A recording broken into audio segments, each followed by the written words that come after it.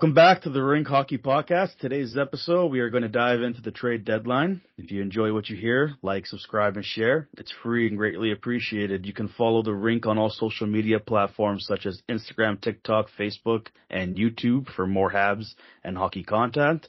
I'm Dante, and once again, I'm joined by Jordan and Donovan today. And before we get started, we're just going to thank our sponsor once again, Connected Room. Connected Room is a subscription-based platform designed to enhance and upgrade your sports watching experience with lights, goal horns, scoreboards, and other integrations. Visit their website for more information and use code THERINK for 15% off your first subscription. Links are available in all my social media bios. Welcome back, boys. Thanks for joining me again. We're going to go over some trade deadline news today. Trade deadline was 2 days ago now? Yeah. So we're going to go through a list of some trades here, get your guys' thoughts, and go from there. So let's start off with Dallas Stars acquiring Tyler Myers from the Vancouver Canucks for a second in 2027 and a 2029 fourth-round pick. It's kind of far away, and Vancouver retained 50% of their salary. What do you guys think? Jordan, start with you, buddy. I think them trading a 2029 pick just makes me feel pretty old, honestly. But Vancouver did a good job pivoting here, honestly, because we've talked about it last podcast. They kind of had something in place with Detroit, and obviously Myers just didn't want to waive due to his family situation and stuff. So to pivot over and get him out to Dallas for a second and a fourth, that's not bad work. Yeah, I agree. And this one here, like, I think we were still in the height of the crazy trade prices and asking prices that some of these sellers were having. So yeah. I think Vancouver did a good job of accommodating their player, Tyler Myers, veteran player, kind of respected and loved around the league, and ended up in a destination. I think Dallas is actually his hometown, if not Houston. Oh, is it? Yeah. Nice. So kind of going home for him there, and got two pretty good picks to add to their stockpile in there. Vancouver's rebuilt out of it too. So, and on the Dallas side, I do like Myers adding to their decor. I think so too. Size. Yeah. They have some really big guys there, and Liam Bichsel and S.L. Lindell is also pretty big in size there. So they're building a pretty solid playoff decor, kind of ready to go for the tough series in the Central there. I think he'll be a great add for them too. Like he's a big guy, but he also we saw him when he was here with the Jets. He's a decent skater too, and still can move the puck decently for their high skilled guys there. So I think that's a his game.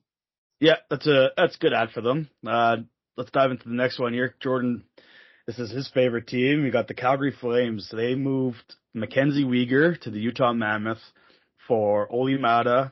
I'm guessing that's a prospect, obviously, Jonathan Castagna. 2026 second-round pick, 2026 second-round pick, 2026 second-round pick. Three second-round picks for him. I think they're all from pretty decent teams, too. Like, they're not, like, all, like, Stanley Cup-bound teams, too. Wasn't some of them pretty... Rangers won, yeah, like, so they're going to be in good spots there, too. Jordan, what are your thoughts giving up Weegar there? I know you're a Calgary fan, so give us your insight on this one. Honestly, trading Weegar surprised me a bit. I knew there was a little bit of rumblings. I just didn't think they would do it. They like his leadership and stuff, and I've never seen a media thank a guy so much and be so appreciative of someone once they got traded. He's just a class act, it seems like, to deal with. But honestly, what they got back is you just can't say no to that. Like 3 seconds this next year. If you want to package, move up, kind of get back into the first round, do something to add someone that you have higher on your board, or just take 3 shots there in the second round. I mean, the way they've been drafted in the last couple of years, you have to believe one of them's going to turn out. And then on top of that, you got a guy who wasn't going to sign probably in Utah, it sounds like, but Canadian kid that's playing college hockey, so probably okay with playing in Canada, so you have to be okay with that. And then you have Oli Mata, who you have 2 more years after this of control, and you can easily flip him for an asset down the road. So yeah, don't mind this at all. I don't know much about the prospect, but I love the fact that they added not just like 3 second-round picks, obviously, but all in the same year. So yeah, you can either shoot with them all in one draft, or you package them up and try to move up with it. I mean, I can't remember what was the last team that had like those seconds all in a row. There was it Boston that screwed up with all of them. Those are mid firsts. fit mid-first or whatever. Yeah, they screwed up with them, but Kyle Connor, Barzal, Thomas Chabot, all the next 3 picks. So let's hope that Calgary doesn't do that. But I mean, I like it for Calgary. Yeah, it's like, I mean, losing Uyghur is a big thing, but Calgary's in a position where they're going to try to rebuild this team a little bit and try to add some youth and stuff like that, right? So getting those draft capital's nice. This is also seen as a deep draft here. Like, I think the top 5 picks are all pretty in line with each other, but then the next, like, 30 or so are all kind of in the same boat. So 3 seconds, potentially high second-round picks. Calgary has the draft capital to make some moves, get up the guys they want, trade up for them. Agreed. And this Jonathan Castagna, he's having a really good year in Cornell this year in the NCAA, over a point per game leading their team. So 20-year-old kid, I think he was a 3rd-round pick a few years ago. Worth the gamble for Calgary. Solid ad. Yeah, good gamble for sure. Next we got another he's a former Calgary Flame, but he wasn't with the Calgary Flames during this trade. So Chicago gets Andrew Mangiapane and a conditional 2027 first-round pick in exchange for giving Edmonton Colton Dach and Jason Dickinson. Donnie, what do you think for that for Edmonton? Some good ad on the defensive end, but what do you think? Yeah, I think Edmonton did a good job in shedding some salary here. Mangiapane, we know, was on the trade wire the last month leading up to the deadline. I believe they even waived him. Yeah, I think he went through the waiver system. He was on waivers. No one wanted to take him at his full salary, so he cleared that. He was in the minors, played a few games for Bakersfield this last week. I like Jason Dickinson as a defensive center. I think he's a little bit underrated, can bring a little bit of bite, win some faceoffs in their bottom 6. Colton Dach is still a project, obviously Kirby Dach's brother. A bit of a prospect there. I don't know about the use of a first-round pick just to get this Mangiapane salary off, and then you look at their other corresponding moves. I get they were a tight team that's tied up against the cap here, and they were trying to add where they could. But a first-round pick, I would have just liked to see a little bit more of an impact player as opposed to 2 lesser pieces added to the Oilers. We talk about their goaltending still being an issue. I'm not sure if Jari's the guy that's actually going to give them reliable goaltending in the playoffs here. So Edmonton, I'm a little bit underwhelmed. They'll give them like a C on this one. Yeah. For Chicago, you flip Dickinson, who's a decent asset, kind of a flyer you wanted to get rid of at the deadline. You get a first-round pick back, and you take on a guy on an expiring deal.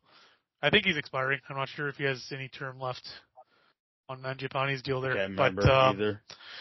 Yeah, I like it from Chicago's end a lot. Yeah, I think Chicago won this one for sure. Like, we'll touch back on Edmonton's other trade after, but for forward-wise, like, yeah, they added 2 depth pieces up front, center, but like, I don't know, I'm underwhelmed with what Edmonton did this year. We'll talk more about it later as well, but I expected a little bit more of a bang from these guys, especially when your star player takes a discount for a couple of years and basically kind of tells you, like, time to do something. You know what I mean? Like, and you turn that into Tristan Jarry, Jason Dickinson, and Connor Murphy. I'm not too sure about that strategy there. No, exactly. You just think that with this trade, Edmonton's trying to open up some salary to, make more moves down the road. Later on in the day or whatever, right? And you got rid of Mangiapane, it costs you a first, which is a high cost. For Dickinson, who solid 3rd-line center, allows Nugent Hopkins to now play back up on that first line with McDavid. But you just kind of expect them to do more after this, and then as we saw, they didn't, right? Yeah, no, I agree. Going into Minnesota, we got back-to-back trades to talk about for them here. Nothing crazy significant. One is Jeff Petrie for a conditional 7th-round pick, and then Bobby Brink for David Urich from Philadelphia. Their player-for-player swap. This one, I don't know much about Bobby Brink, but he still is a younger player. Correct me if I'm wrong, is he not? Like, with a little bit of upside to him, right? So, and Jeff Petrie, me and Donnie, you know him from our Montreal days. He's probably going to be more of like an extra defenseman on this team, I think, just for injuries possibly. Depth like anything. I don't think he's in your 6-man rotation. I don't think he's in your 6-man rotation unless you get some injuries here. But he's got the experience, at least, you know what I mean? You're bringing something like that into the locker room, which is not bad. David Urich has been traded multiple times now, though. He just can't seem to get going anywhere. Yeah, he can't really get his footing anywhere he's going. This is the second time he'll be flipped now? He came originally from Columbus, I think, right? Correct. Yeah, I don't mind that second trade for either team. Like Bobby Brink, he's speedy, undersized forward. I think he's 5'8", kind of reminds me of Cole Caulfield a little bit, lesser of a shot. But comes with compete, like Jordan mentioned, he's from Minnetonka, Minnesota, so coming home, hopefully you can contribute to your top 9 if you're the Wild. And I also don't mind the flyer for Philadelphia, David Jiricek. You mentioned Dante. He's been moved a few times, but former 6th overall pick, mobile, big, lanky defenseman.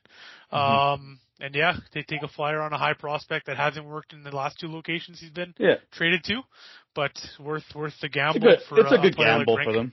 It's a good gamble for them, I think, for sure, and see how it plays out. I mean, I've already liked Minnesota's depth before, and just to mention as well, they also went for McCarron, which might have been a little bit high of a price in my opinion for a 2nd-round pick for them. But they've added a lot of good depth pieces to this team, which already has such high-end talent on it. Especially adding Quinn Hughes as well. Like Minnesota might be one of those teams that has a really good run here, especially with the depth they've added, and they're covering all their bases for injuries and stuff. Yeah. And then also in the West, though, Anaheim, they made a big splash trade, in my opinion, when they got John Carlson here from Washington for a conditional 1st-round pick and a 2027 3rd-round pick. And out of this trade, I think the most heartbreaking person in this trade was probably Alex Ovechkin. Just seeing his comments, he was so upset about John Carlson being traded there. But I like to get for Anaheim. The conditions on that pick is if Anaheim fails to qualify for the playoffs, they have the option to retain their 2026 and transfer their 2027. So it kind of gives them a little bit of protection because they're still in a battle over there, I think, right? I don't think they're actually in playoffs right now. Are they in? Yeah, okay. So they're in them, It's a good battle going on over there. So they cover their bases with that, but he's a good ad. I like that one a lot, honestly. I like it for both sides. I think Carlson brings a good veteran presence in on the Anaheim back end, which they have some young pieces in Lacombe and Tukov, bring a bit of veteran presence back there. Not too sure how many quality years you'll get out of him. Might be 2 to 3 more with his age. He's a UFA, isn't he, though? I think he is, but I think they're gambling on kind of getting him back. Until he's kind of done there. But which is why that's good for Capitals as well. They got rid of a contract. So on the Washington side, getting 2 picks back for a player that we know is on their last legs, and they're kind of. Yeah. I think Washington most likely will be on the outside looking in here for playoffs. I think so. So they're going through a little bit of a quick retool, right? I think this trade almost sinks their ship, right? Like you saw the emotional toll it took on Wilson he was and Ovi in like their press conference afterwards. Like that's going to take a big toll. I don't think they're going to be getting in now. Like they're kind of emotionally out of it, I think, for this year. Yeah. They're an interesting team to watch in the summer too. See if they move Tom Wilson, some of these other pieces. Yeah, they got some big pieces on there they can maybe retool their team with. Like, I mean, me speaking as a Montreal fan, I would love to take a run at trying to get Tom Wilson on our team. He's one of those perfect players that kind of fit in your top 6 to provide you the grit you need going into playoffs and stuff like that. And he's still got the skill too, right? So it'll be interesting to see what Washington does this offseason. But I think I agree with you, Donnie. This is the right move for both teams. Washington gets rid of a player that it's sad, but it is what it is. And Anaheim really solidifies some of their back end where they had a lot of young guys. Be nice to learn from him, right? Yeah. Going over to Buffalo. Buffalo made some trades here. One with Winnipeg where they got Luke Shen and Logan Stanley for Jacob Bryson, Isaac Rosen, 2027 2nd-round pick, a 2026 4th-round pick. They also added Sam Carrick from the New York Rangers for a 2026 3rd and a 2026 6th. Now, everyone knew earlier that they tried to make a bigger move for a defenseman where it was eventually vetoed, and they kind of settled down for Stanley and Shen, where we talked about this earlier, boys. Shen's more of probably your extra defenseman. He's there for injuries and stuff like that. He won't be in their normal top 6 rotation. It'll be more likely Stanley. But what are your thoughts on this one, Donnie? It's more of like a depth piece adding to the team kind of thing. Yeah, I think Logan Stanley definitely has value to Buffalo with kind of the physicality bite he has in his game. This year he's been kind of a freakish goal scorer completely out of the blue for the Jets. Mm-hmm. I know as Jets fans here, we've not thought the highlights of Logan Stanley, but I don't mind him being added to that really good and tall Sabres decor. Like you mentioned, Dante Shen is going to be an extra forward, probably only play in a reserve role for Buffalo. Yeah. I thought they needed to do more after the Parayko trade fell through. Yeah, I agree. I would like to see them pivot and kind of get someone of more impact than these two pieces. At the same time, I feel like the pieces they gave up, second, fourth, those are modest draft picks. Isaac Rosen was a first-round pick in 2021, I believe, who's kind of been stuck in the AHL. Buffalo has a very deep winger pool with young guys coming up. He was kind of put to the back burner in that organization. So yeah. I guess you're not really losing these major pieces that they would have lost in that Parayko trade, like Murtka in the first. So I don't hate it for them, but right. I felt like they could have pivoted to a more impactful player. More impactful. Yeah, that's fair. Yeah. To me, it was kind of crazy that Parayko didn't waive, right? A team clearly trading you away, didn't really want you anymore. Buffalo looks good, yeah. I know he does a lot of, like charity stuff in St. Louis and all that. So I guess I get it from that point of view. It's just surprising that you wouldn't want to take a run, right? Mm-hmm. Ultimately, I don't mind the pivot for Buffalo. I kind of disagree with you, Donnie. Like, they had a style of defenseman that they wanted. They wanted someone big and rugged. Yeah, Stanley's not as good as Parayko, but he gives you that tall presence, which is what's won Florida the last 2 years, right? Big, strong, hard to get around defense. That defense is massive. Doesn't really matter. Shen to me is just a throw-in. It almost feels like the Foligno trade for Chicago, where you're just kind of giving him away because you respect the veteran and want to give him a shot. Like, Shen's kind of a throw-in here. And the Jets taking on Rosen, those are the exact type of guys that the Jets need to try and acquire, honestly. Guy that's kind of established a little bit, has over a point a game in the AHL. Now he's ready to take that step into the NHL, and you just hope that your organization doesn't ruin them. Yeah, I hope that they don't bury him in the AHL with the rest of their young prospects lately. Yeah. I saw him actually being listed on the NHL roster. Correct me if I'm wrong, but I think he's actually playing, he played last right? game. Yeah, he played last game. Yep. He's going to get some run here at the end of the season. They'll see what they got, right? Why not? Yeah, on the Buffalo side, like, if you're like, that whole breaking of the Parayko trade coming out ahead of the player waiving his no move clause. I don't know if you heard how mad Buffalo and St. Louis were that kind of got out there ahead of that happening and making both parties kind of look bad. But if you're looking at giving up a first and your top prospect in your entire system for a player of that level for a Parayko, I just think you have to be calling everybody and offering those same pieces to try to get to that level of player. Like we said, the assets they gave up ended up being less. It's not the worst deal in the world for them, but yeah. I texted one of my buddies, Antonio. He'll probably be on the podcast eventually one day as well, but he's a huge Buffalo fan. And I asked him what he thought of. Yeah, they do exist. They are out there, and they are happy this year. I'll tell you that. I asked him what he thought about it, basically, because he's from Winnipeg as well, so he knows all about Stanley and Shen. He wasn't the biggest fan of those two ads, but he's happy that they didn't give up too much to acquire those pieces. But his whole thing was he really wanted them to get a center. He was really hoping to get like a Trocheck or something like that, which is, like, I'm still a little surprised that the Rangers didn't really move more players like that, but understandable at the same time. But we'll see how it plays out. I mean, Buffalo's a fun team to watch. As we're doing this recording, they just came back against the Tampa Bay Lightning in a really exciting game. I think the final was 8-7.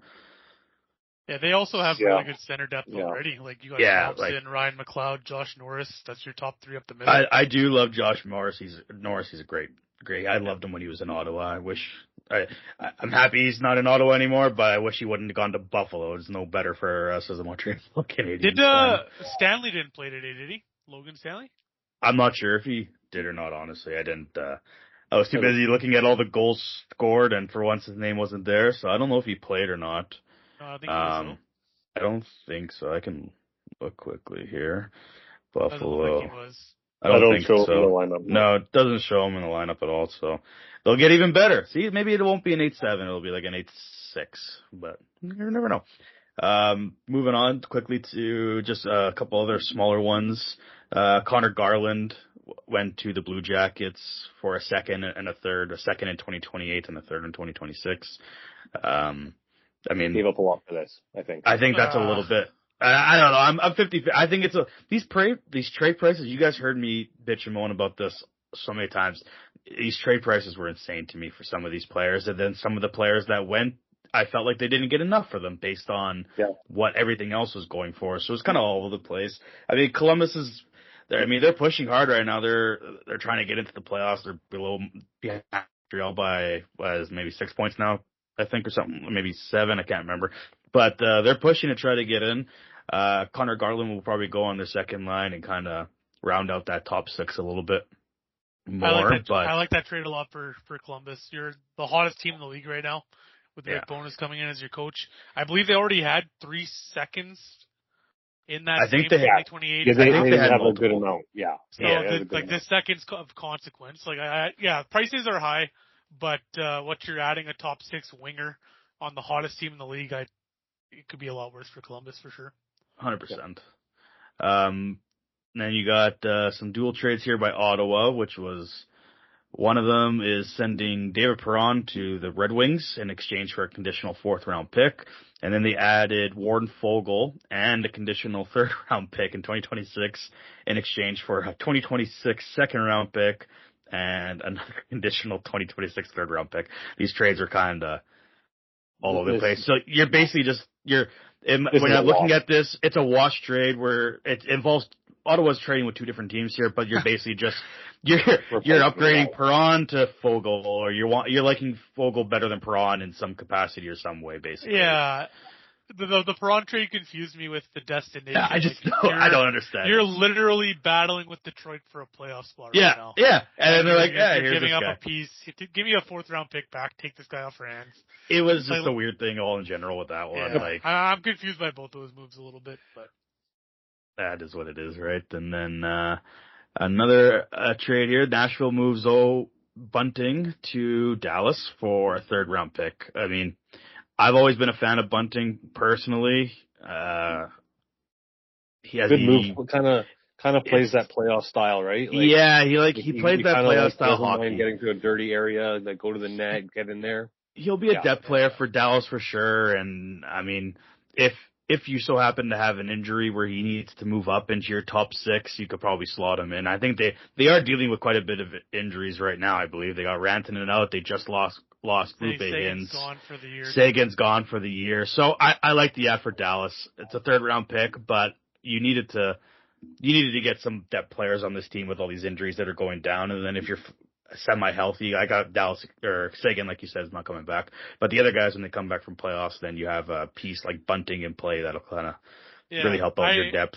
I really liked what Nashville did at this deadline. Like you're in the hunt in the playoffs. Sure, you're competing well. Players are playing good, but they found a way to get pretty good returns for their assets that they didn't think they were going to keep.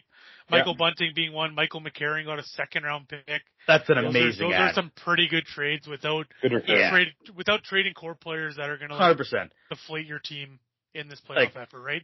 They kept Ryan O'Reilly. They kept Stamkos, Phil Forsberg. They have those guys still pushing for a playoff spot this year, but I feel like they did a good job of cutting off the excess fat here and getting some assets back. Like Donnie, you as Habs fans, we know all about McCarron, and I was absolutely astounded that this man was traded for a 2nd round pick. In what world is this guy a second? Like, no offense, like, in what world is this a 2nd round pick for Michael McCarron? He doesn't bring anything. He has less than 10 points this year. I don't know. Good for Nashville. That's a move. Good for Nashville. That's an unreal move for Nashville to get a 2nd round pick for McCarron, and then you're getting a 3rd for Bunting as well. Like you said, great asset management, honestly, in my opinion. A great job by the GM there. You also kind of have to give shout outs to McCarron on carving out an NHL career like he has, bottom 6 center. Yeah.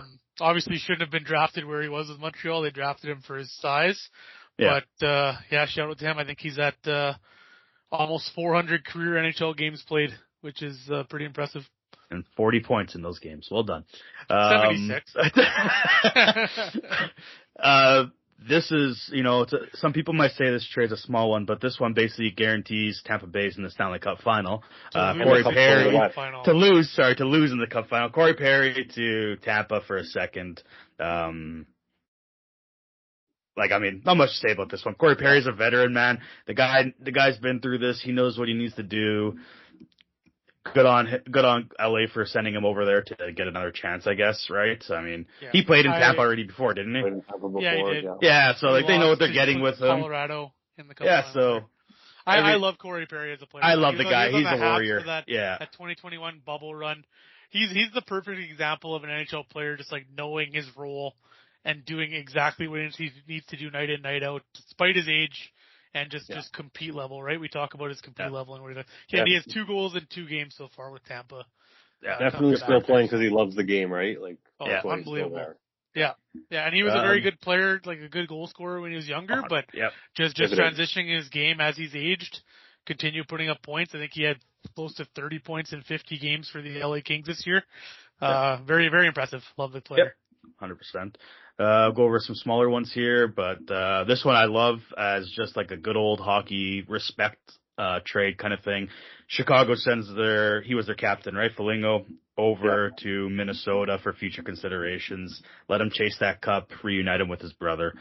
Like I said, I got nothing much more to say about this unless you guys want to add more, but just respect move by Chicago for doing that kind of thing. So.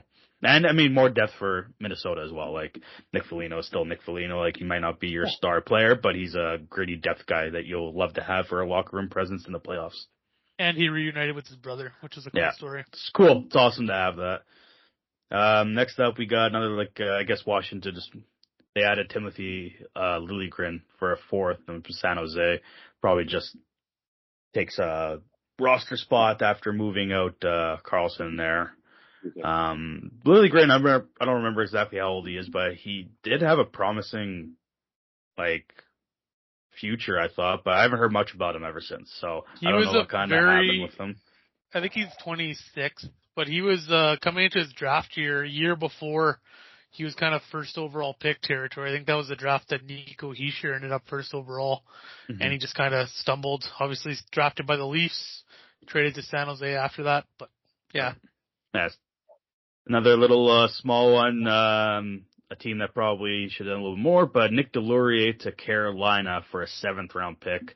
I don't even know if he makes the actual lineup. He'll probably be an extra forward, but we all know what we get with Delorier. He's a fighter, grinder, big hitter. Probably be nice in playoffs so you're going up against a gritty team that you need a couple games to bounce back on them with some hitting and stuff like that. But other than that, he's not going to provide you a hell of a lot. But yeah, he might just take warm up and stare the other team down. And the ice. That's about it, really, unless there's something else. But other than that, not the biggest thing. And then big trade for the Islanders here. They added Braden Shen from St. Louis for Jonathan Drouin, Marcus Giedolf, conditional 2026 first round pick and a 2026 third round pick. And the first round pick originally belonged to Colorado. The third round pick belonged to the New Jersey Devils. So the Islanders are giving up assets that weren't even theirs originally. And they do add a great second line center for them, which I think they needed basically, right? So yeah, I love this move for the Islanders, honestly. It's kind of surprising. It's rewarding that team for really surprising everyone this year and being in the hunt and in the fight, bringing in a piece. And you didn't really give up a ton for it. Honestly, I think you're giving up a first that was Colorado's. It's going to be a mid to late 20s pick anyway, right? Mm-hmm. So not bad work at all here by the Islanders. I really like it. They're giving up a Devils pick too. So they're not giving up any of their draft capital. And Drouin is Drouin. The guy, he's been moved around a lot too. He struggled. He's had his ups and downs, but you're adding Braden Shen, which arguably you needed a center pretty badly, depending on how you view where Palat, because Palat plays center too, I think sometimes, doesn't he? Maybe. But I think he does too. But I think it's good depth wise, and Shen's a great player. This is one of those trades I like for both teams. Shen has two more years after this one on his contract, so you're not trading for a strict rental from the Islanders. You'll get 2 more years out of him here. And then I think that Marcus Gidloff is a pretty good goalie prospect that the Blues got back. I don't know what the condition is on that first round pick, but we've heard all this talk about the Blues going after Kyrou, Robert Thomas, Bennington all being on the market. I think they did a good job here with kind of shifting their view and trading a piece of value and getting a good return. I agree. Yeah, it's good for both teams, like you said, and the Islanders are a fun team to watch this year, so it gives them some veteran presence. A guy like Shen's been through a hell of a career already, so good for them. Some other smaller picks here, we'll just touch on it briefly. I mean, Lucas Reichel went to the Bruins for a 6th-round pick from Vancouver, and Vancouver also sent David Kampf to the Washington Capitals for a 6th-round pick. I don't know, like what Vancouver's just getting whatever they can. Whatever they can. Vancouver's just getting whatever they can. The Boston's whatever, at least the Boston's in the hunt for playoffs. I don't know why Washington really wanted David Kampf at all, to be honest, but good for Vancouver. They're getting some assets back for those players, right? And then a trade with Calgary and Anaheim. Ryan Strome came to Calgary for a 7th-round pick from Anaheim. I think at the time when the trade deadline was rolling, us three were all scratching. Well, it confused the hell out of Jordan, and me and Donovan were like, "Oh, okay, this might be the Kadri move to Montreal," because that was the big rumor at the time, which we obviously know didn't happen. But I'm assuming like this is just for a roster spot. At the same time, I don't know.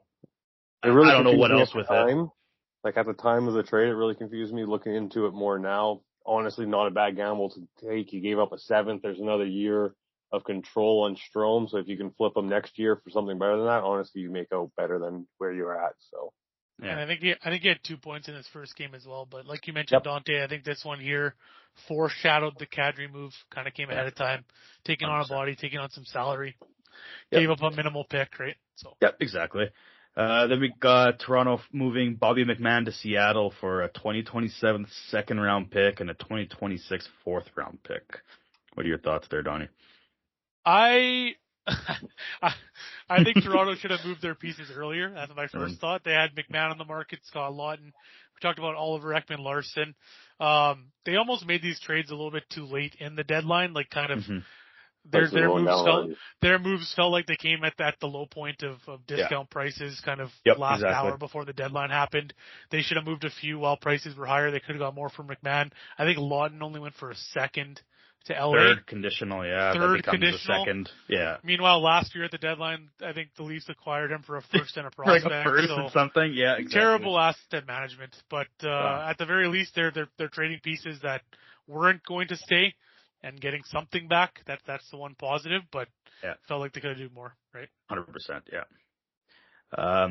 So we'll go into another bigger trade here. The Red Wings acquired Justin Falk from the St. Louis Blues for Justin Hall, Dmitry, I'm going to butcher this last name, Buchnikov.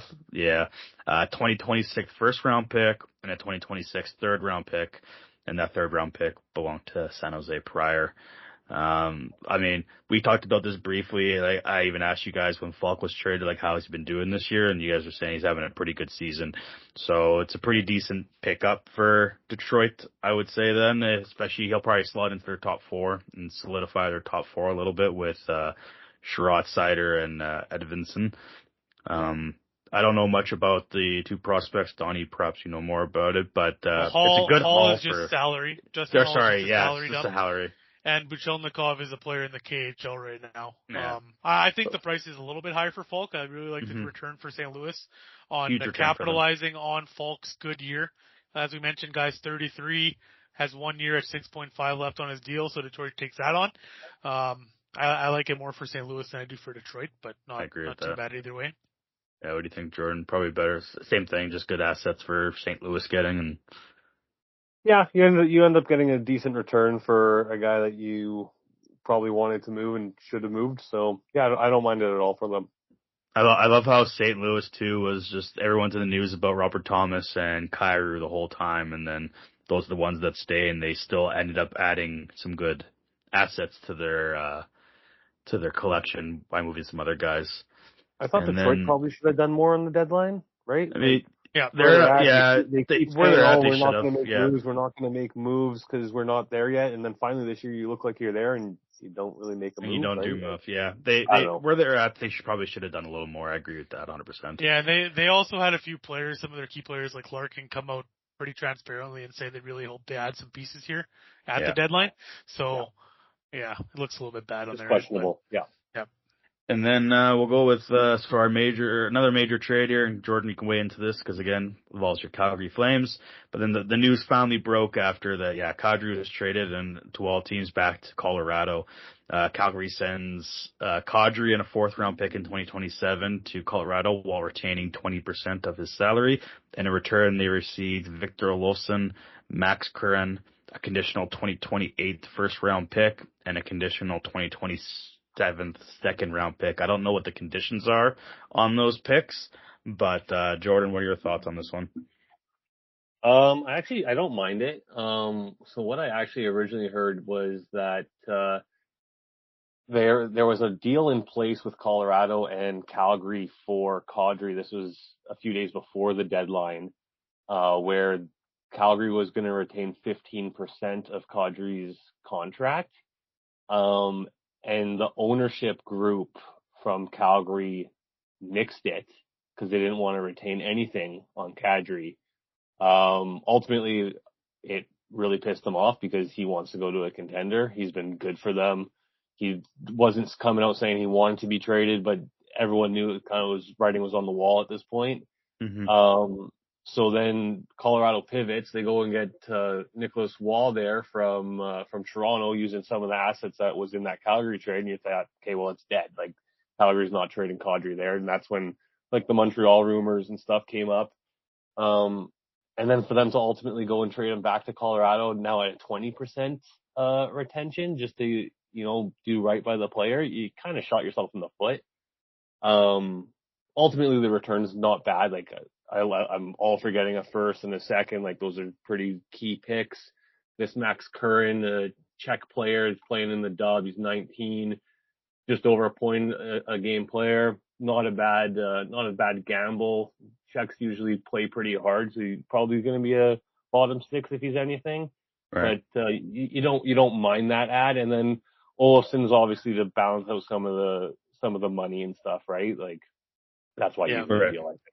So and the conditions on those picks, they're daunting. I believe Colorado traded their 2027 first to the Leafs and then Nick Watt trade, but that pick is top 10 protected. I don't even know if it's mathematically possible for Colorado to fall within the top 10 of the draft with that pick now. But if that pick was somehow top 10, if they completely blew it up, went on an unbelievable losing streak, everyone else won, then this 2028 first goes to Toronto, and then the 2029 first goes to Calgary. And that one is unprotected. But as of right now, this 2028 is top 10 protected as well. Makes sense, yeah. I like it for Calgary. As you mentioned, Dante, Montreal was rumored to be heavily in on Kadri on the trade deadline day. I'm looking at this return. I'm pretty happy they didn't give up this kind of comparable package for Kadri. I'm personally fine with them staying out of this one. But I like it for the Flames a lot. Yeah, no, I agree with that 100%. It's a good deal for the Flames. I mean, I also do like Olofsson as a player. Like, he had that one really good showing in, I think it was Buffalo he was in originally, wasn't he? Before he was moved a couple times. Correct me if I'm wrong. He might have been there. Yeah. I like this trade for Calgary. Like the writing was on the wall that Calgary was getting moved, and they clearly pivoted from whatever Montreal was offering to what Colorado was offering. Judging by this package, I'm assuming that Montreal just wasn't willing to match what it was. It is what it is, but good for Calgary. They got some good aspects back for him. And then just to last 2 trades we'll talk about here. A couple little smaller ones again. Another depth move for Buffalo. They got Tanner Pearson from Winnipeg for a 7th round pick. Buffalo they got a 7th hey, for him. You gave me Shen for pretty much free. Can you give me Pearson for pretty much free? Well, we need to move him, so we'll take a 7th. This was also just a veteran deal. Like, it's just it's just another vet deal. Like, go have a chance and play Buffalo. And It is what it is. At least Chevy wasn't fully asleep this trade deadline. He was half awake, it seems like. He made some moves. I'm just happy, like, just briefly on the Winnipeg. We were talking about it a lot this year. We were all just making the, Chevy's, we're not in the playoffs, but he's still going to trade his first rounder away for a veteran, older center UFA guy. I'm happy he didn't do that once, and yeah, he moved out some players, but it is what it is. The last trade too was just a Scott Lawton deal to the Los Angeles Kings for a conditional 2026 third round pick going back to Toronto. It'll become a second if LA makes the playoffs. I don't know where they are in that playoff hunt there, or if they added Panarin earlier this year too. But Lawton's a good depth piece. Like Donovan, like you mentioned before, though, Toronto kind of waited a little long for moving their assets out, I think, and then they were just trying to, in my opinion, panic trade them away. But yeah, asset management, for Toronto, pick up Lawton last year for a prospect and a first, and now move him out for a third. That's rough. That's great. LA's 3 points out of a playoff spot right now. Yeah, so might turn into a second, might not, but Toronto once again, just poor asset management. So touching base on what we thought about Toronto, we're gonna go into some winners and losers of what we thought this year. We'll quickly touch base on that. Jordan, give me your winner. Who do you think? Well, maybe a little bias here, but they go out and make the most moves in the deadline. They moved a couple of big pieces, got good return for Kadri and Uyghur. Then you also, at the same time, you bring back Strome and Mata, who ultimately have a couple more years of control, so you can flip them again for something down the road. Obviously, it's not going to be close to the same package as what you just got, but you can easily move them out next year deadline and add more for a team that's definitely in the rebuild phase right now. I thought it was tidy work. I really enjoyed the Flames deadline. There's nothing more I could ask for what they did. I know people were saying that, they need to trade Coleman. They need to trade Lomberg. Lomberg is done, but it sounds like he's done after this year. But it sounds like he loves Calgary. He's probably going to re-sign there. Coleman, you still got control. You can wait it out. If you didn't get the package you want, wait till next year. It's the exact same thing with Whitecloud. Whitecloud, you just got him in. Really good dressing room guy. You need someone to, have these young defensemen like a Parekh come up and learn behind. A guy that's been there, won a cup. Don't mind keeping him for a year and then flipping him next year. I just thought they did really good for asset management and bringing guys in that they can later on move again. So. Yeah, I agree with that. Donnie, who's your winner?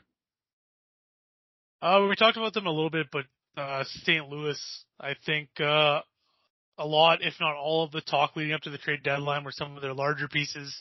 Kyrou, Robert Thomas, Jordan Binnington being available and being on the trade block. They didn't end up moving any of those three.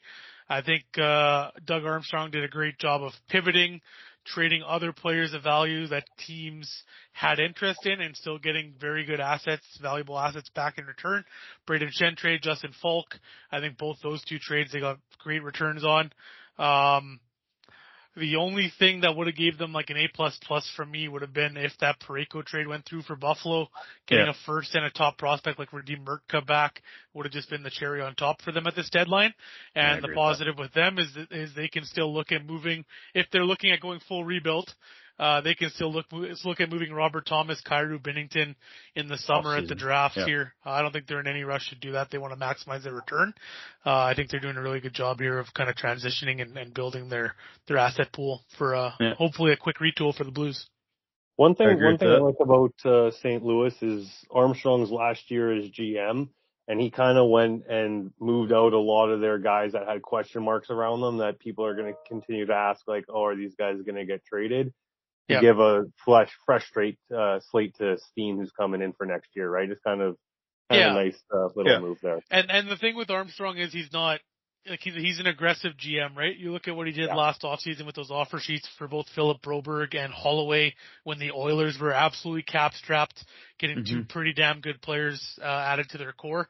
I think he's going to be as aggressive as he can in any Thomas or Kyrou trades. And those trades, I don't think go for full futures. I think if Thomas is going, you're getting a pretty impactful player back that can help a quick turnaround for the Blues. So I think the Blues have all the faith in Armstrong in the world. My winner is going to be Colorado. Getting that deal done. I think, with Waugh earlier too, and then Kadri makes their center depth probably, in my opinion, the best center depth going into the playoffs. You got McKinnon, Nelson, Waugh, and Kadri all playing center, and Drury as well. And as of right now, I think they have Kadri up on the wing with McKinnon and Nikes, and Kadri put up some points with them too. He looked pretty good with them. He had a sick assist nice today. standing, and a nice standing ovation that I saw him receive, being welcomed back to Colorado. And I mean, the depth wise for Colorado, they also have Lehkonen and Landeskog currently out, and you're going to add those players back onto your wings. I think they're built for playoffs again, and we've said it before. McKinnon and Makar are the best players in the world, so you're already never out and with those guys on your team, and then you're surrounding them with some pretty good players going back and forth. I like the Waugh deal as well. Just provides a good he's a perfect third line center, I think, for that team. And Kadri, now you have the ability to put him in center or the wing. So pretty good for those guys. And then with that, it could be their year. Yeah, I mean, yeah. We'll talk more about it going towards in the next podcast about who we think once the playoffs are actually set. But Colorado's always a fun team to watch during the playoffs. Well, after the winners, we'll go losers. I'll start us off. My loser this year is Toronto. We kind of touched base about them, not just because I'm a Habs fan and biased towards them. I think that not only did they wait too long to move their assets, like we talked about earlier, Donnie mentioned, the prices started to come down. Players started to move for a little bit less. I think Toronto completely panicked here. I think that they were not as active as maybe they should have been at the beginning, and then they panicked at the end and moved out players for peanuts based on what they gave up for them at the end. So poor asset management for them. And I look at their team, and a lot of people were like, "Oh, Morgan Rielly should have been traded." I'm like, I don't think there's a market out there for Morgan Rielly right now, to be honest. Maybe, but not enough to get an asset back that's worth it, in my opinion. I think the only other player that maybe they should have looked at moving was Oliver Ekman-Larsson, and I don't know. Like Michelli, and even my other guy was probably Max Domi. Like, I don't know if they had Max Domi in their long-term plans, but Domi, I know he's the history with the Maple Leafs and all that with his dad and everything, right? But he would have been a good player that a playoff team would have been looking to add just for his bottom six grip kind of thing. Smaller guy, but he still plays like he's big. But that's my thoughts on them. I think they just waited too long. They're on a downward spiral now, which is nice to see as a Habs fan. But yeah, there were also rumors that they were listening on Matthew Knies at this deadline, which I think would have been a catastrophic mistake. What a terrible mistake that would have been if they did. I get Tavares as your captain too, but I would have been at least having him out on the market to see what people would be offering you. He was your captain, right? I think it's Matthews now. But I would have been at least listening on him, but I don't know what else. I think they just waited too long. That team's at a very big crossroads right now. I think they have a lot of tough questions coming that they're going to have to answer. And with the East getting the way it is. And everything else. Yeah. As a Flames fan with Truleaving being our GM for a while, it's kind of just typical fashion for him. He's good at trying to make deals and having his stokes in the fire and trying to make stuff happen, but it seems like you never really win a deal with him. So kind of just more of the same. Donnie, who's your loser? Yeah, I'll try to speed mine up, keep it quick, but my loser here was the Carolina Hurricanes. We talk about how open the East is this year with Florida missing the playoffs, some of these other bigger dogs being outside looking in right now. I would like to see them address a few holes in their lineup a little bit more. I think right now they have Logan Stankoven as their second line center. I'd like to see a more experienced player there, potentially move him to the wing. Just felt like there was a few other trades they could have swung, and all they got was Nicolas Deslauriers, who is most likely going to be an extra forward for them. Yeah. I was just a little bit underwhelmed and thought they would swing for the fences a little bit more here and try to make this their year. So fair enough. I agree with that. Jordan, your loser? My loser, honestly, it's probably more so because you're just so used to them being a big player at the deadline. And I know they made their move with grabbing Anderson from Calgary, but Vegas, like Vegas seems to always make a move that you don't expect or add 2 or 3 guys that you're just like, oh, those are good ads. Again, Vegas loading up, but they didn't add anything. They've had the third worst goals expected saves from their goalies, and they didn't even try to address anything there. It's just very interesting to me. And then you saw them put Mark Stone on IR just before the deadline. You're like, oh, here we go. The annual IR tradition with Mark Stone. And then it just didn't play out. It's just interesting. Yeah. I agree with you. Go ahead, Donnie. Is Mitch Marner actually playing center for them? He played center last game for them. I was just going to bring it up. They're kind of all over the place with their lineup right now. The one thing, I don't remember the exact stat. I just saw quickly. But the Vegas Golden Knights hadn't beat like a playoff team since until November. Until a few nights ago or something like that. Too. So not only for a team in that situation, like Jordan said, the annual placement of IR for Mark Stone, and their lineup is all over the place. They got Mitch Marner playing center right now. Thomas Turtle's down on the third line. I agree with Jordan. I'm surprised they didn't do anything. They address a defender, but as of right now too, they put Anderson on the third line. Their third pairing, sorry. Their lineup is all over the place, and they're pretty lost right now. And I don't know where they're sitting in the standings, but they are second in the Pacific right now. But they have 14 loser points. They lost 14 games in overtime. Yeah, so it might be a quick exit for these guys. We'll see what they do in the off season or how they perform in playoffs. You never know. They're one of those playoff experienced teams, right? So we'll see how they do from there. To round it out a little bit here, Donnie, let's talk a little bit about the Habs. Jordan, feel free to chime in as well. As we know, the Habs, their name was out there every year. It's always like that. It's Montreal. Their name is tossed around in every single thing that they possibly can be. And at the end of the day, they did nothing. Should they have done something in your opinion, Donnie? I know me and you talked about how we thought for sure Laine was gone. We even talked about it last podcast. He ends up staying with the team. What are your thoughts? Should they have done something? Are you okay with that they didn't do anything with the situation and the projection that we have for this team? What are your thoughts? Yeah, just a few comments on this one here. So as a straight hockey fan and just love for action, like I don't think I ever like to see my team just fully stand pat at the deadline, even if it's very small minor additions that help improve smaller holes. I would have loved to see some of that. I would have loved to see, I think the problem with the Laine situation for me, Dante, to your point, is there's so much uncertainty there. I feel like we haven't gotten a lot of straight answers from the Montreal coaching on what the plan is with him. They referenced that he's clear for contact now. I don't think he's a fully 100% medically cleared to return to game action yet. But if you're Marty St. Louis, it would help Habs fans and media so much if they would just come out and say communication we about plan it. on rotating him in and then seeing what he can do for us. I think we've seen some of our lines kind of lack chemistry over these last few weeks here, outside of the top line with Slavkovsky being moved back up. I think there's definitely an opportunity for getting him back in the lineup, maybe limiting his 5-on-5 exposure, but we talk about the weapon he was in the power play last year, potentially using him on power play number 2, giving him some reps there to see what he can do.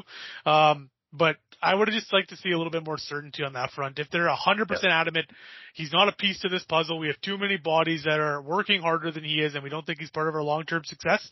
They should have traded him at the deadline. I think they could have found a suitor to get rid of that Laine contract without giving up a major asset to get it done. I don't think they would have had to give up a first-round pick with Laine to get that done. If it's a late pick, whatever, I could have stomached that.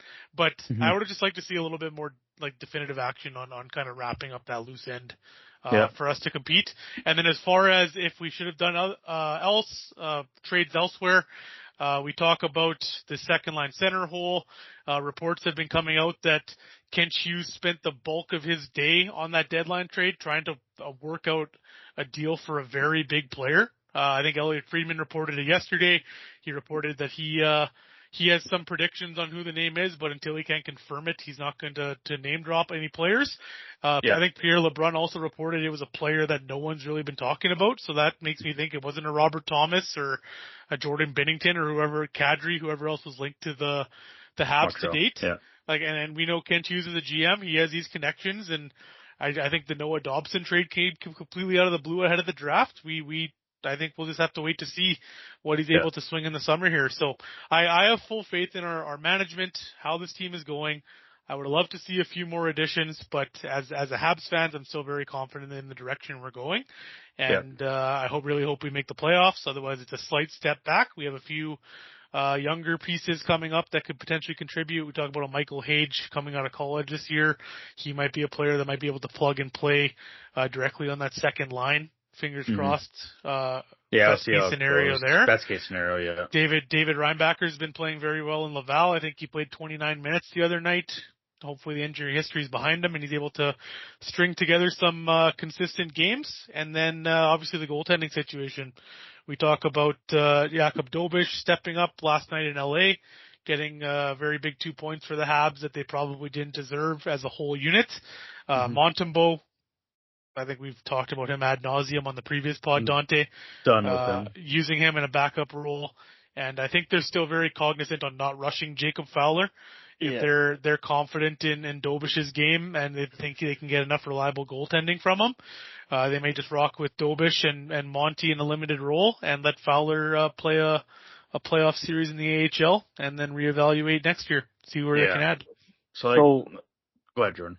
Okay, so like for me, I was shown something this week from my boss, who you guys know is a Habs fan, that the Habs actually, like, goals per game is like almost at 3.7, which is by far third in the league.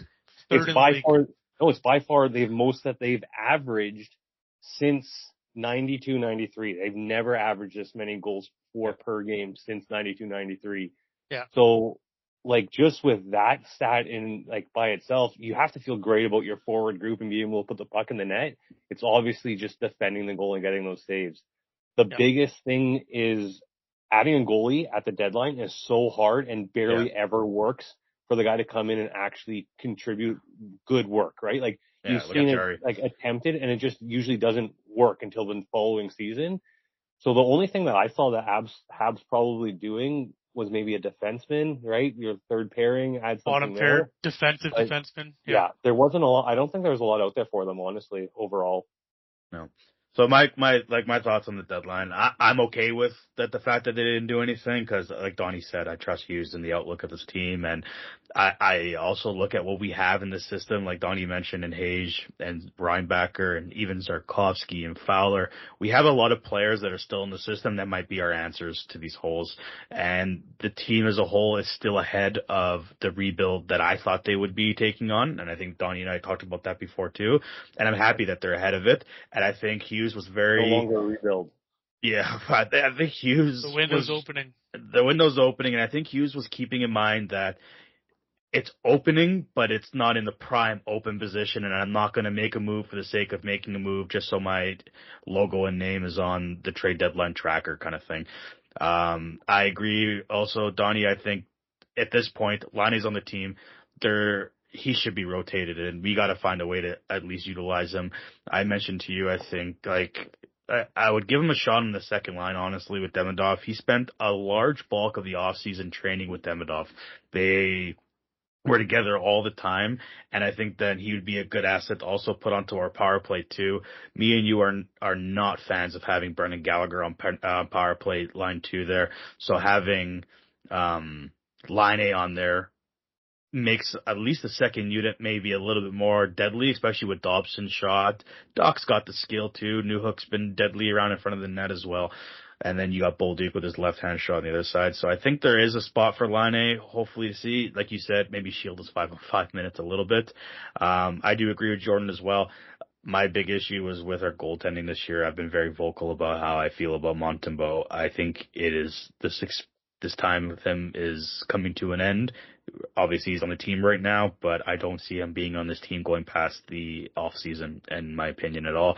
Dobiš had an outstanding game last game against the Kings. He won us that game. Was there a weak goal let in? Yeah, there was a stinker he let in, sure. But he kept the team in the game in the first, where they probably should have been down by multiple goals. He ended up making a huge save towards the end of the game as well. So I'm running with Dobiš as your starting goaltender going forward. And to the point of playoffs, like you said, Donnie, no, even if Dobiš struggled in playoffs, I mean, you have to You have to ride with him, or I'm calling Fowler up. I'm not putting Montembeault in net. I just don't have the faith in the guy anymore. I don't think he should be there at all. The only time I think Monty should play in the playoffs is if Fowler gets lit up for 6 goals or something like that, and they pulled him. That's the only time I think Montembeault should be in there, and it's because he's the only guy they can put in there. He's on the bench. Other than that, you're just riding with Dobie and seeing what you have with it, and then like in the off season, I think Elliott reported that Hughes will be revisiting this trade or whatever it may be. I think in the offseason we might see some more moves. The only other thing I'll say about the trade deadline and what the Habs rumors is I know Jack Guy's name was thrown out there quite a bit. I don't know. I have a soft spot for Jack Guy. I don't want him to be traded. I think Jack Guy's your perfect extra defenseman where he can come in into a game like we saw last year against Washington, where he started as a scratch and he came in and provided a more physical presence with some confidence kind of thing. I think he's the perfect 7th defenseman. I really wish we would just keep him. I don't see there being a spot for Struble in the future. I think we can upgrade on Carrier as well, and hopefully Reinbacher, like you said, steps into that position there. Yeah, I think for Jack Guy, we know his flaws there, and if he's able to improve his puck moving ability, like he's obviously not the best skater, but if he works on that first pass and kind of being an effective guy that can break up traffic in the front of the net, win puck battles in the corners, and get the puck to our wingers effectively, there's a role for him on this team. And just one more note on Dobish, Dante. Like the most important goalie stat for me this year, you can nitpick the saves and weak goals and goals saved above expected as people do, but the most important stat for Dobish is he has 20 wins, 6 losses, and 4 overtime losses on the season. And he's playing in front of the exact same team as what Montembeault is. We look at the struggles he has to get any wins or any traction going. I think as far as direction here, you ride Dobish till the wheels fall off this year. You see how far he takes you. Maybe he has some kind of Halak level run where he gets insanely hot. You win a few rounds, have some fun here. And then next year you evaluate if Fowler is ready to take that step. Or you potentially look at swinging a deal for a veteran if he's not, and rocking with Dobish. So I think the goaltending position isn't in that bad of a spot currently. No, I agree. Let's do some final thoughts, boys. Jordan, final thoughts from you? Just one thought. Evgeny Malkin got suspended for 5 games for two-handing Dahlin in the side of the head, pretty much. Brutal slash, It looked horrible. I don't know what he was doing, to be honest. Does he have a history of suspensions? Yeah, and he does. You've seen the wires cross for him before, and he kind of bursts out and does stuff like this when he gets frustrated and he's not like scoring and stuff. Yeah. But with Crosby out of the lineup, you just can't do that to your team. You got to stay in there. He has to play like just a bonehead. You can't let your emotions take over in that situation. But yeah, I'm curious if that's Jacob Trouba doing that. If there's a suspension, you look at the history, and I'm pretty sure Trouba cross-checked someone in the face a few years ago and got nothing, or it was a similar play where he kind of just got chapped with a stick in someone's face, full speed, full force, and there was no suspension, right? Yeah. This one looks pretty intense, though. I think 5 games is good. Yeah, he's got to be smarter going forward, especially when you got Crosby on the outs. You're putting your team in a bad position. Don, any final thoughts? Yeah, I think there were a lot of teams that improved their odds going into the playoffs here. It should be an exciting last 20 games of hockey last month here, going into hopefully a very exciting playoff season. A few things we're looking at. We talked about the race. I think just quick mention here, but Buffalo and Tampa played tonight, and I think it was 8-7 final. 8-7 final. I think there was 123 penalty minutes handed out. I think Hagel got his wires crossed and almost Bertuzzi'd Dahlin in the back of the head. It was a game, yeah. They only gave him a 4-minute double minor, and everyone on social media was saying how was he not kicked out and further discipline for it. So we'll see if something comes from that. But these Atlantic teams don't like each other. Buffalo scares the shit out of me as a Habs fan. Going into playoffs, Tampa Bay's playing some very good hockey.